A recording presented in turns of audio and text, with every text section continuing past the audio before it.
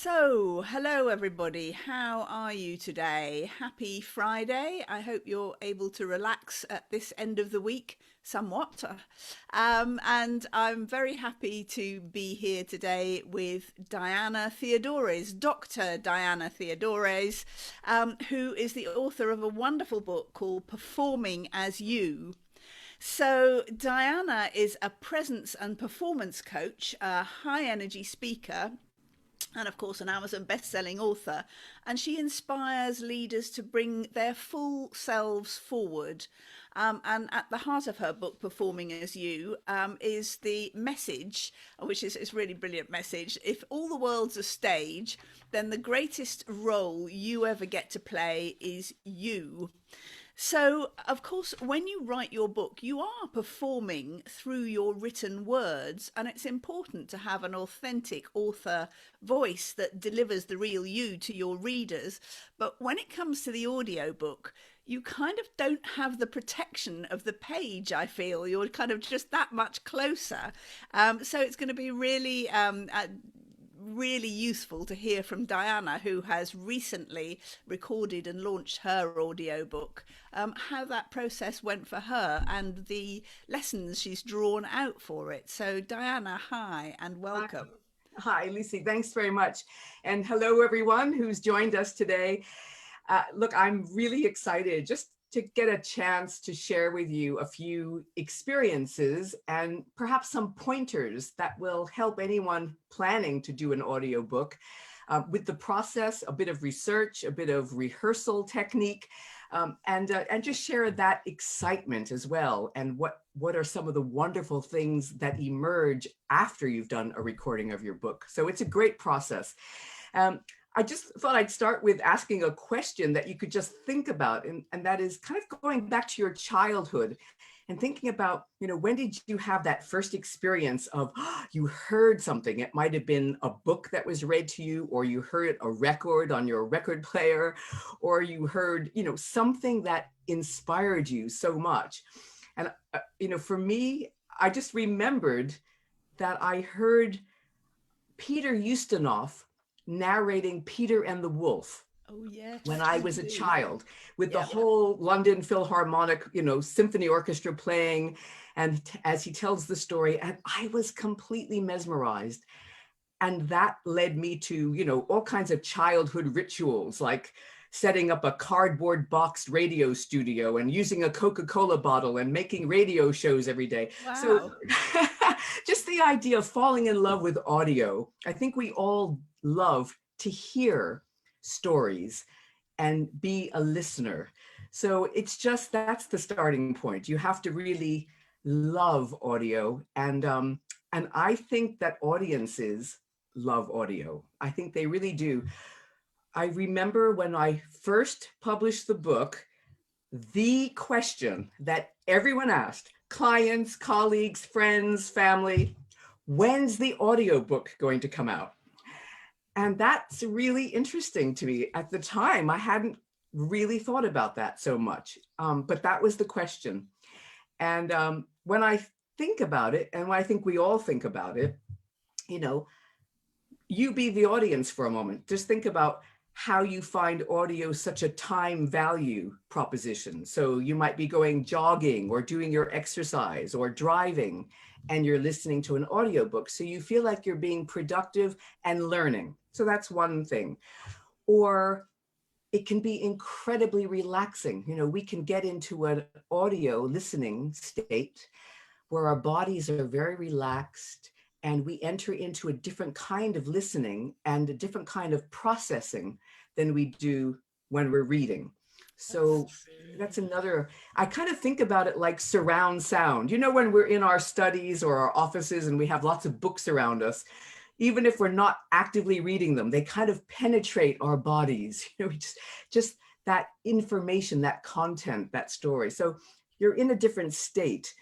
Um, so I think that an audiobook straight off from a sales point of view, if you think about it, it drives your content even further because you've got the written book and you've got a whole audience that loves the audio. And that might be a different audience. So you're kind of driving your sales and you're also driving your content to be heard in different ways. So I think that's a really big starting point for considering the Absolutely, audiobook. and you know, as a publisher, I can tell you that audiobook sales have gone up a lot during lockdown. I mean, all book sales have actually, but audiobook sales are massive, and I think you're absolutely right that that is what so much people are looking for at the moment. Something to listen to in, you know, in downtimes, in other times, while they're doing other things. So yeah, really very interesting points. Yeah. Leslie says that when she was young, she heard the audio story of the flower fairies,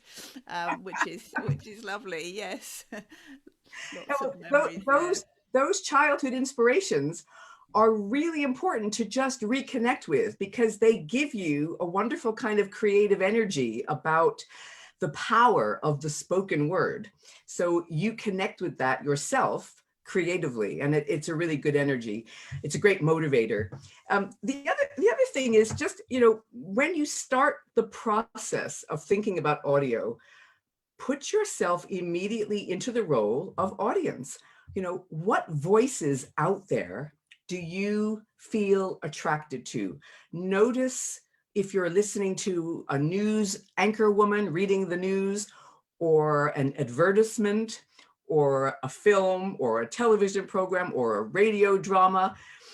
Just listen to voices that are speaking to you and selling you something, or telling you something, or talking about something.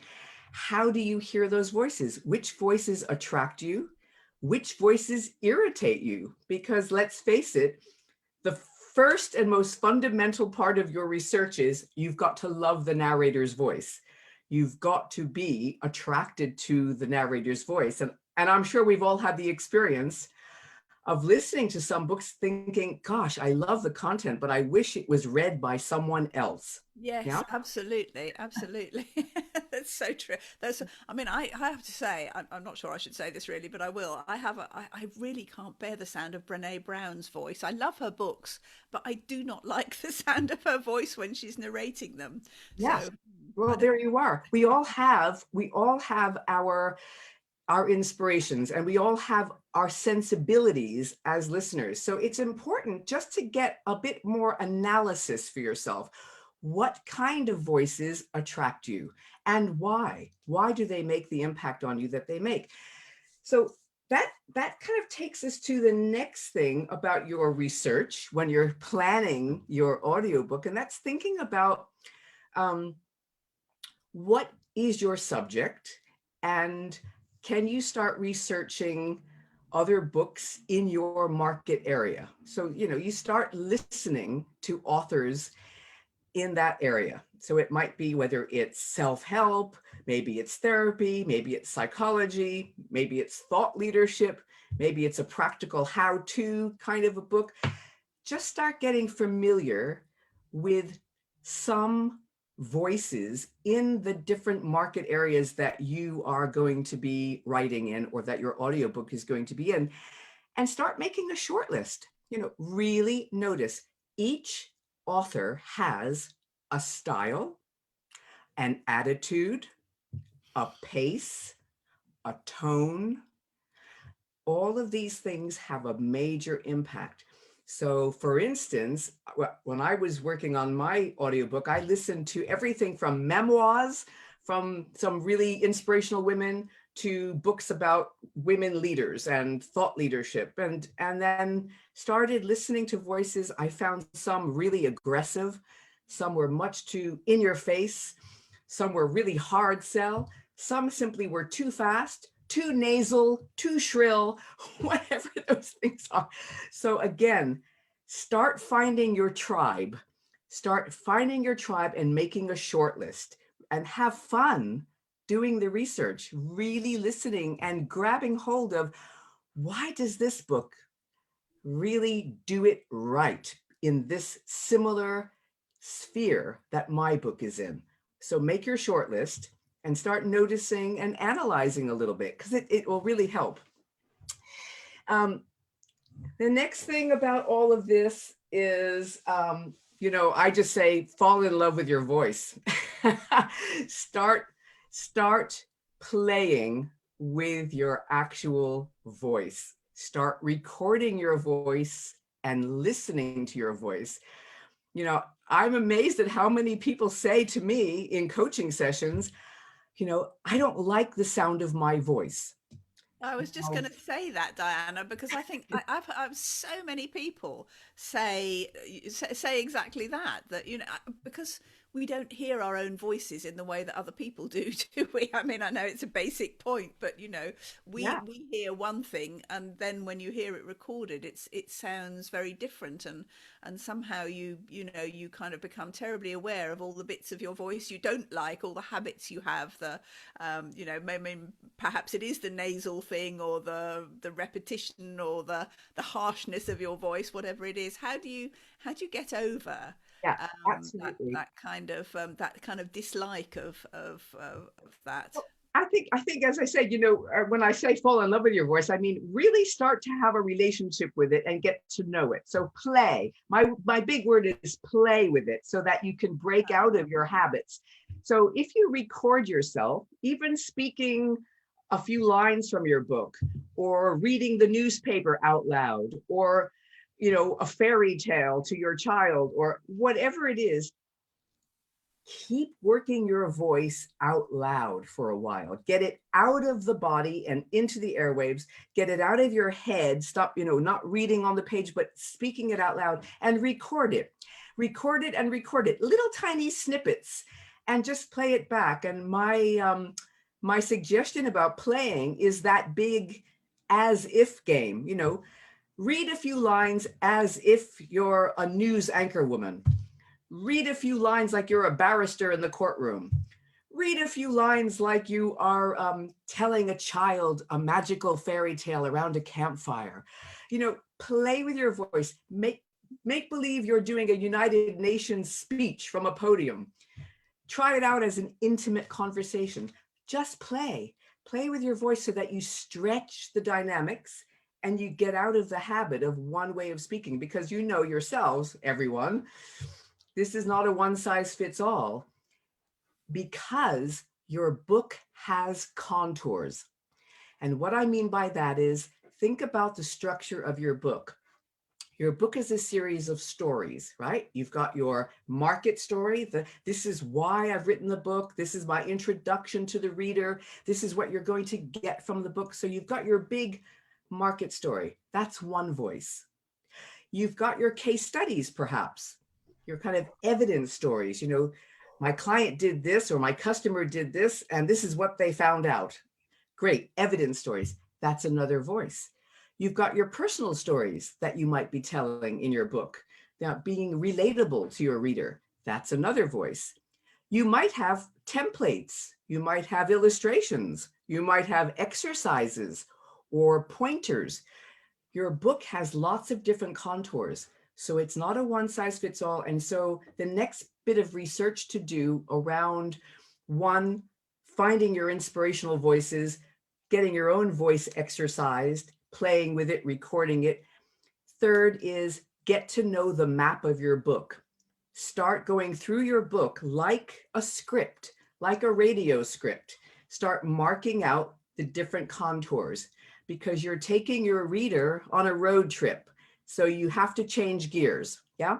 We're not in one gear all the time. So just start getting familiar with what's the layout of my book, and when do I need to change gear? So you know what's coming. You've got the signposts, and that, if you can do that ahead of time, it's hugely helpful. Yes, that's really interesting, Diana, because when I coach people, mentor people through writing their books, I talk about different kinds of text. Like, you've got your case studies, you've got your hard informational text, your content, and you've got your case studies, you've got your own story, and Yeah. then you've got sort of references from other people's work. And are you saying that you should have almost like a different voice for a different style for those different areas? Well, the answer is yes, but very subtly. So obviously, you're not going to change massively, but as long as you understand that your listener is going to be in different environments. Maybe they're eating lunch while they're listening. Maybe they're lying in bed. Maybe they're driving the car. So just like your listener is in different environments that have different contours, you have different contours. So for instance, when I worked on my map, I recognized that I had, the main narrator's voice. So I tried to find the pace that I thought would be helpful to the reader, a fairly slow pace, but not too slow, finding the pace that I found interesting from listening research. Then I noticed, okay, I also have case studies. So I'm going to slightly change gear here. How do I zoom in a little bit? So a zoom in might be I slow down a little bit and open up that story a little bit. When I talked about my personal stories, um, I think that I struck a little bit more of an enchantment voice, the kind of once upon a time, but it's very subtle. It's very subtle. When I did summaries at the end of my chapters and gave coaching pointers, it was much brisker, much snappier. Just, matter of fact, this is immediately actionable. Off you go and do it. So you could find slightly different nuances, and those nuances really register with your listener. So yeah, find Yeah, your that's map. such a great point. And Jackie Harper says great point about mapping the book vocally. Yeah, absolutely. Yeah. That's a So really obviously, just to reiterate, it's not a huge thing. It's not really massively overt, but you know that you're signaling a slightly different kind of voice. So especially imagine giving a visualization exercise in a book. You can't go fast and punchy. You have to pause. You have to breathe. You have to let your listener relax. So you change gear. Yeah. So we just have these different platforms, and again, record yourself going through the different kinds of contours in your book. Do a whole recording of just your exercises or just your storytelling, or, just start breaking it down into small sections where you know that you have a place to go with your voice. And then, of course, it goes without saying, have a go recording yourself reading through your book and just sit back and listen. What's the experience? It's wonderful because you learn so much. that's so you would really suggest a whole a rehearsal, if you like, before you get into the recording studio of recording it yourself first. Yeah, I mean, if you can spare the time to do that, it's great. You don't have to do it all in one go, but it does help you to get through the material so that you're really familiar with it. And here's why. We tend to think that on the day of recording, we're just going to take our book and it's, in our iPad or whatever form it's going to be in by the microphone, and you're just going to read it. But of course, you're not reciting, you're speaking about ideas. You've got to bring it to life. So you've got to be familiar with what's on the page. It can't simply be an encounter with the page for the first time. So this is about bringing your subject to life. And so you've got to be a little bit more familiar with those words before that moment and really enjoy that process of investigating it and getting familiar with it. Yeah. Any questions at this point before No, we? no Yeah. questions. I think people are listening intently. Susie says this is very timely for me. Thank you. Great, Susie. Susie also said I love the sound of my own voice. I'm not sure whether she meant it in the way that you had, but that's great. That's wonderful. Well, that's very healthy. Just and just again, and just enjoying that time of playing and experimenting, because it's joyful, it's creative, and it's part of the deal if you're going to be the narrator of your book. Absolutely. And Um, I think particularly for um, business books that are there to build your business and meet with your and engage your ideal clients, it's really important to narrate your own book, unless there's some particular reason why you can't. But I think that's, that's such a big part of making that communicating in that kind of direct way with the people you want to work with, be in touch with, have as partners or colleagues. It's great. yeah.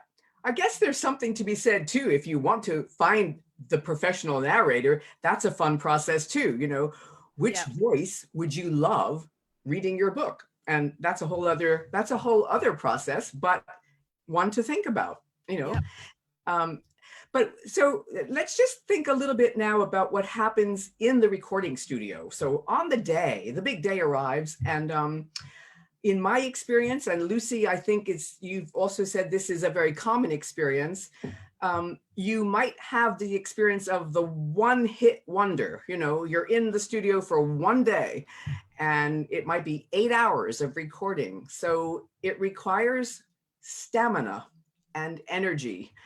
Um, and it's maybe not the ideal, you know, maybe if we had the luxury of recording in small sections and having it all edited, that's a different process. But certainly in my case, it was in one day, one take, 8 hours in front of a microphone with a little lunch break. Yeah. Um, That is usually how it works. I'm just breaking in because Jackie says, "Could you add different speakers to do exercises or other elements?" And yes, you can, but it does complicate the recording process and probably makes it more expensive as well. Um, so, excuse me.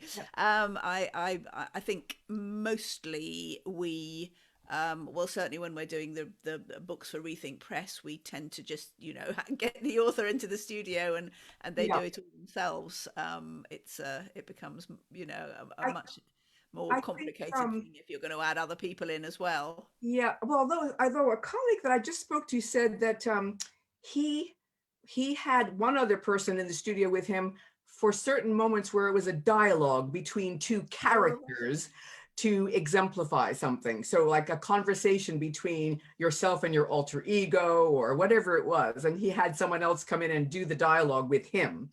But you know, I'm sure that there are solutions, um, and possibly just even playing it with your own voice, but in a slightly different way. So yes, there that's are interesting and a solutions. nice idea. I have actually read recent research that says that listeners prefer one single voice and I think it also said that they prefer one single voice without too much of an accent.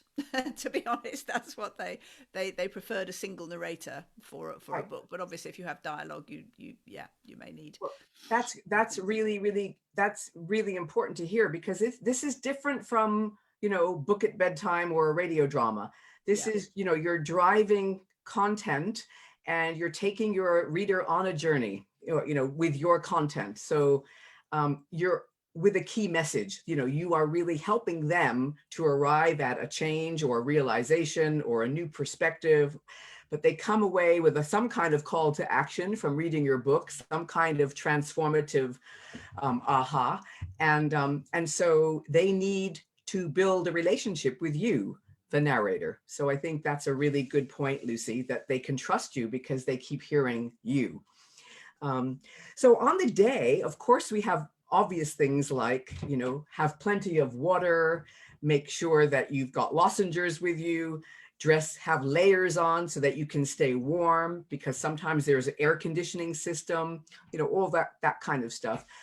Um, Physical warm up is absolutely essential. I can't emphasize it enough. Dance around, jog in place, stretch, do lots of face exercises, giving your jaw a massage so that you can start to work the articulation muscles, you know, all of that stuff, opening your mouth, all of that stuff. Give yourself a thorough warm up. There's nothing like it. It energizes you. You get a glow. You get a feeling of positive traction in I'm about to do this. And it really helps you to stand your ground when you're then standing up with your good open posture, feet planted evenly in the floor, you know, getting your microphone in the right place and feeling that wonderful sense of strength and freedom, you know, in your voice, your breathing, your whole being is poised and ready and standing strong. And it's a great feeling. This is not to say that you can't record your book sitting down.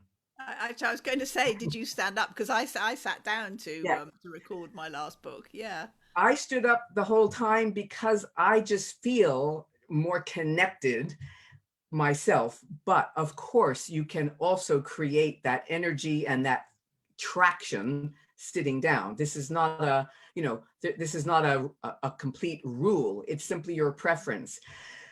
But it is true that, the more oxygen flowing through you, the better your posture, the more you are connected, your body, your breath, your belief, your words, they really align. So I would just urge you absolutely to get yourself well energized and warmed up, and think about that voice shaping words and thinking about breathing, really taking some deep breaths to get grounded.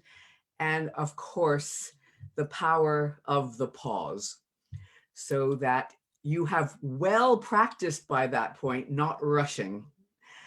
You found your pace, you've got into your stride, and then just really playing the punctuation. When you come to a question mark, it's a question. When you come to a full stop, it's a full stop. You take a breath. There are moments that you've got all throughout your text that are telling you this is what happens next. So if you just keep a pace that's enough so that you feel, I see what's coming, you're anticipating all the time what's coming up. And again, pure pleasure. You can always stop. You can always stop. There's an editing process, which is wonderful. And your producer will always clean up the recording and make the sound gorgeous and all of that. But these are things that the more you can find your stride, the more you can pay attention to the contours, to the punctuation, to using pauses, to breathing, and to really getting that wonderful sense of groundedness, the more you're going to enjoy the whole process, because you will be talking to your listeners, not simply reciting from a page. It's a very big difference. Yeah, absolutely. And I think the fact, I mean, when you're enjoying it, that will come across as well, won't it? I mean, it's I did actually expect when I sort of started the recording, I thought, oh goodness, this is going to be, this is going to be a long day. It's going to get very boring reading my own stuff. But actually, I have to say, I got into it and I enjoyed it, and it was sort of, it was that feeling of communicating. I think, even though there's nobody there except the editor, the producer, it was, really about kind of trying to find that sweet spot of communicating with your reader, with your ideal reader.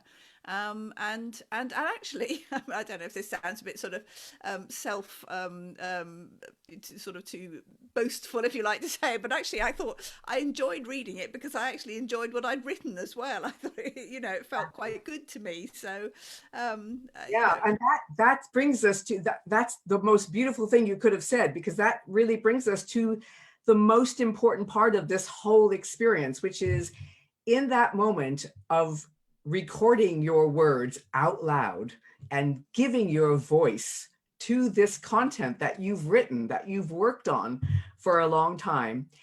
Something fabulous happens in that moment. You hear yourself speaking these words and you feel suddenly this sense of alignment. You just feel what I am speaking, I actually believe in. I feel aligned with this. My sense of meaning and purpose is sustained from the moment I wrote it, whatever, however many months ago that might have been. The message that I'm talking about is still resonating with me. It still feels true. Now, that's a fantastic experience. You might also experience little tiny moments, very subtly, of a struggle. Something isn't as smooth or as flowing.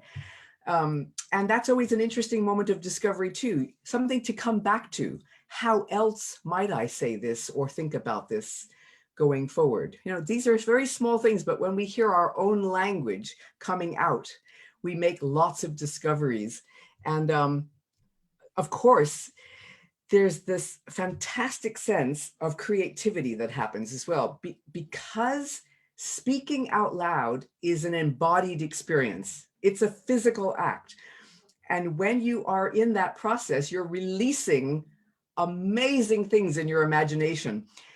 And you could, if you had the opportunity at that moment, you actually feel like you could riff and ad lib off the end of every chapter and generate loads more content. You just are on fire with ideas. Because when you hear yourself speaking your own words, something is released in you that offers more possibility.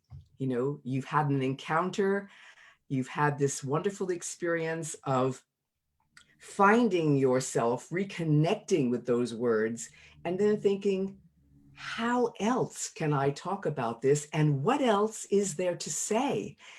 So that brings us to this wonderful experience of repurposing the content. You know, when you have the experience of discovering that all of the things that you've written still ring true and even offer new thoughts and new ideas, new ways of saying what you've said, and the possibility of other and more content. How exciting is that? It's like this book just keeps on giving many, many gifts. That's So, fantastic. So, yeah, so I mean, Bridget Sarikas says this is so helpful, makes me believe I can take Stupid Gone Viral, which is her book, co-authored book, brilliant book, to the next level, which absolutely, Bridget, you definitely can. And then Jackie asks, does it matter if you paraphrase a little or should it be word perfect?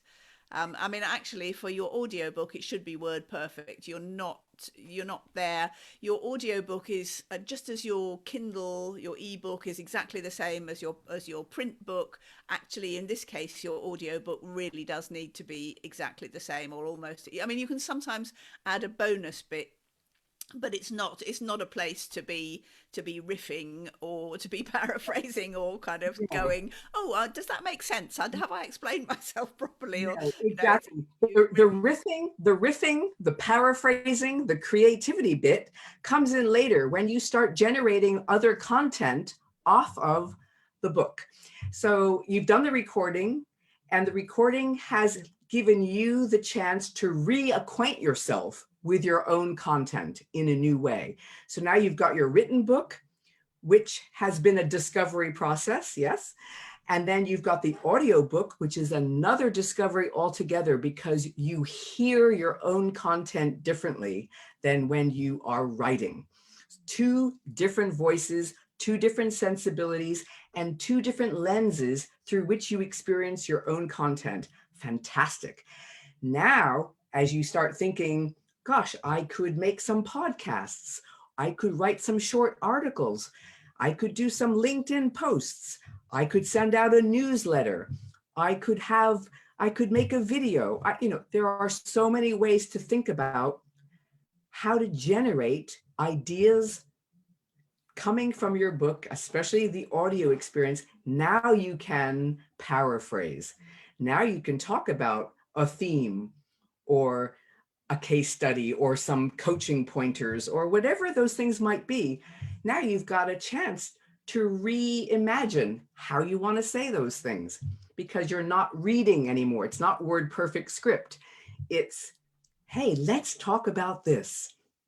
Here's my latest thinking on this. So you have a chance to paraphrase away. It's wonderful. And the glorious thing about that is the more you do that, the more you are expanding your repertoire of your own voice and your capacity to speak to your subject and to reach different audiences. So it's a great process. Yeah, absolutely. And I mean, I always say that when you write your book, you're creating a mental archive, which because you're actually writing it down, it sort of sticks in your head. So you're never at a loss after having done that to answer questions or to get up and kind of extemporize or give a talk or whatever. But actually, when you've read it as well, that gives you an extra layer of knowledge because you're reading your own material through, you're hearing it. So it kind of solidifies is not the right word, but it really settles in your psyche, and you know it just so well that you can go and as you say, kind of expand on it and use that as a basis in so many other ways. It's brilliant. I love what you just said. It's a mental archives. That's such a great expression, and it is because as you've embodied your story, and once you do that, you can tell it in so many ways. And how wonderful is that? You can generate so many different ways of communicating with your audiences. So again, just start really looking forward to the process. It's a creative process. It's not a stressful process. Enjoy it. Really enjoy the experimentation, the exploration, all of this, all of the, being the audience yourself, getting to know your own voice, getting to know your own book, your own content. And I also forgot to mention, when you have that recording moment before you go in, you've had a chance to look at your book, take at least one copy and just mark it up like mad. It's your script. It's your directorial notes. Don't be afraid to make lots of notes, tags, really have fun with that. And just think, this is a living document. I've got to get it into me and really get to know my own content so well that I can speak it fluently and vividly and with great sense of purpose. So really enjoy that.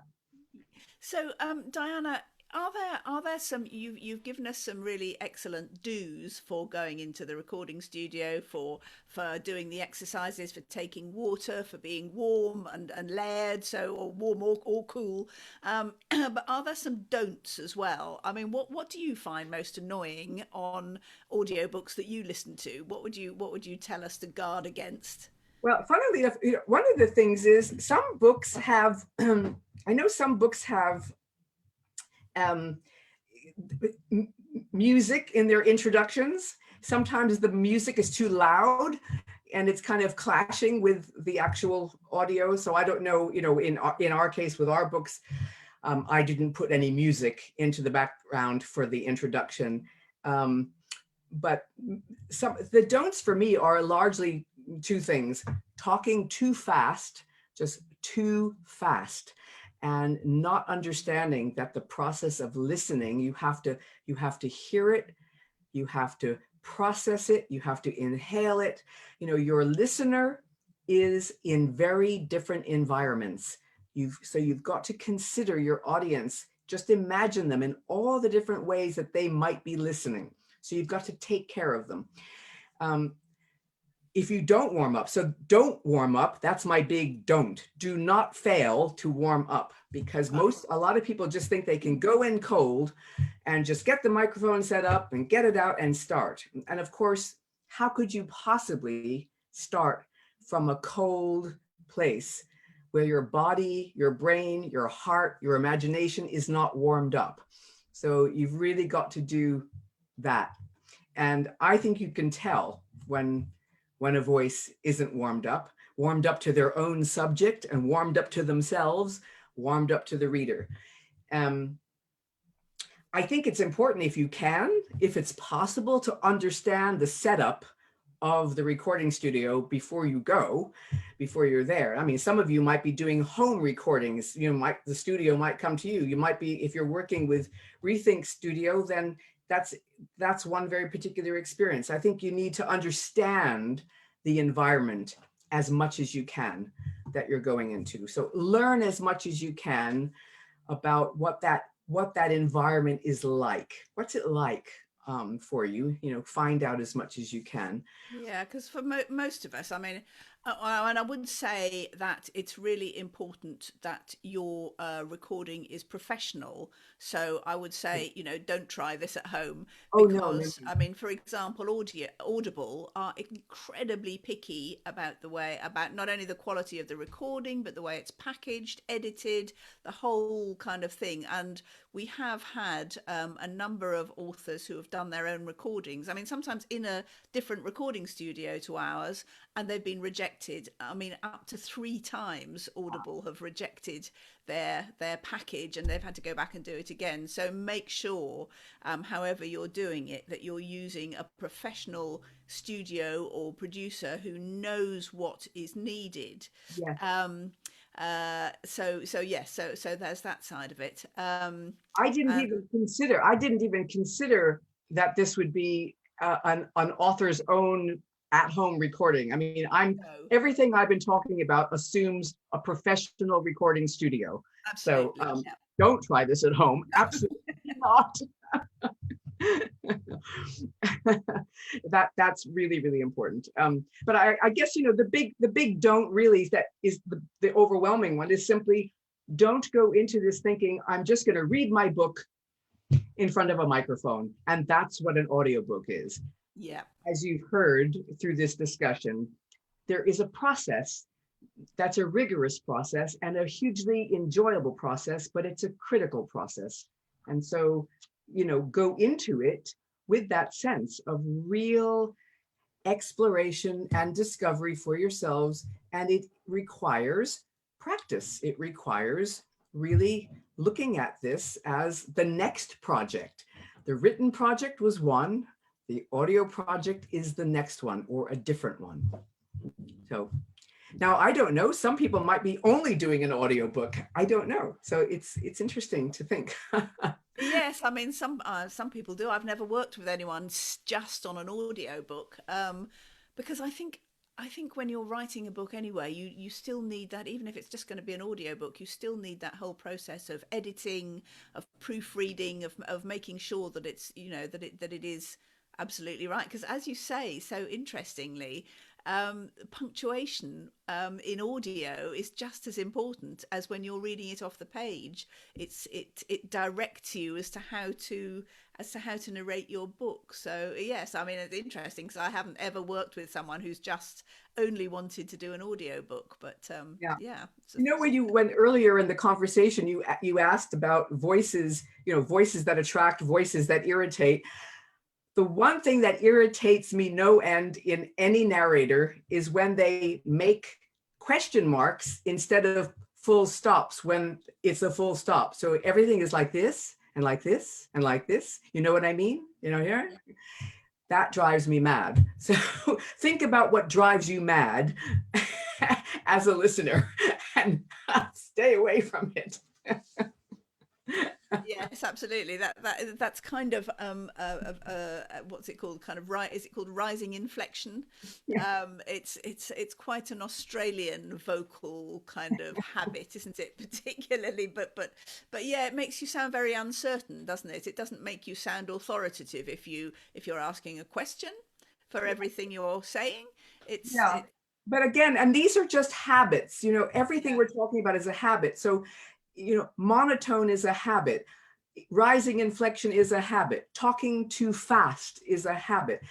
And that's why that process of exploring your voice and listening to what inspires you is really key. And then the last one, mapping out the contours of your own book. What's the format? And just get to know how you might shift gear a little bit. I'll just share the screen with you for a moment, Please do. Yes. if I may, because I just think that it's important to have a sense of the fun of it all. So it was a lot of fun on the day, just having a great time. And here is what one setup looks like, that you've got your microphone and then you've got your actual text in front of you and you're scrolling. And finally, when you do produce your audiobook with Rethink, they will do a fantastic job on your audio promotion. Mine just came out very recently. for audio, and it is a thrill, I can tell you. And it's very, very interesting to notice how much attention your audiobook gets, not necessarily versus your written book, but it's a different kind of attention. Uh, I've been getting audiences that I didn't have before. So it's just a thought. It's an interesting way to think about how your content gets driven out there, to different kinds of audiences who have their preferences. Yeah, it is a really good point, and I think it's true. I mean, I think it's true to say that the three formats you can have your book in, the obviously the print, the Kindle, and the audio, they don't one doesn't prevent people from buying the other. Yeah, There are often people who will only listen to audio, so if you don't have the audio, you lose that audience. And some people will sometimes buy both the Kindle and the print book. Or, I mean, actually, I often buy, because it's cheaper this way, I often buy the Kindle, and then on Amazon it says, there's a box to tick if you want to add audio. And that's usually cheaper yeah, combined than yeah, actually buying the audio book itself. Certainly, if you want to buy any other version of it too. So that's yeah, an interesting. But no, that's absolutely great, Diana. yeah. Good.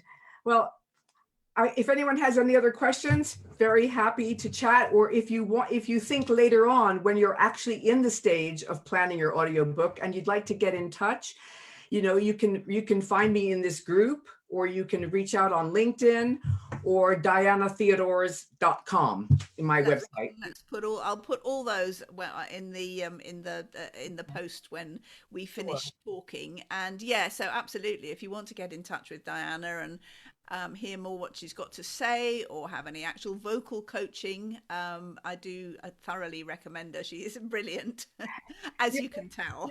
or even, you might want to just let me hear a little bit of something you're working on, and I can give you some feedback, whatever helps. I really Fantastic. would Yes, love yes, to do that. that's really helpful. And sometimes it's just a couple of tips from an expert that will sort of set you off on the right path. So that's brilliant. Thank you very much, Diana.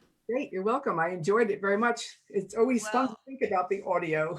it is. No, it's really important, and maybe we don't talk enough about it.